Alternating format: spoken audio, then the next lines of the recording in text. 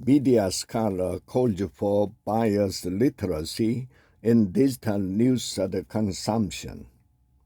A strong understanding of our unconscious biases or bias literacy is urgently needed for people to identify fake news, misinformation, and disinformation in digital media, according to Choi, a professor of media at Kyunghee University.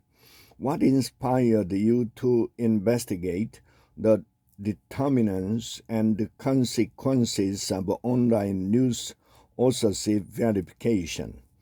I do research in digital journalism and political communication from the perspective of general consumers, not journalists or politicians.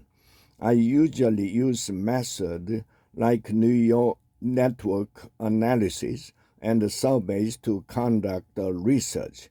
And recently, I have been interested in the news on digital platforms. Your research highlights the role of psychological motives and behavioral patterns in news authorship verification.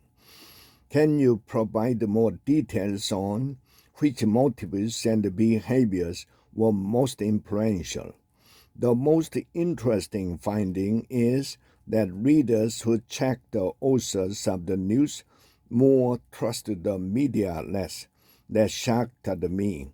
I measured credibility by asking people whether they trusted Korean news outlet. I had multiple choice questions for them to answer, including, do you think the press is accurate? Do you think the press is objective? Do you think they are balanced? Do you think they are doing in-depth reporting? And do you think they are including diverse perspectives? I summed up their responses and created a press credibility index. In the context of the current media landscape, with increasing concerns about fake news and misinformation, how do you see the role of authorship verification evolving as an important tool? What recommendation would you give to news consumers to navigate the complexities of online news? Fake news has been around for a long time. Now the speed has tremendously increased compared to the old days.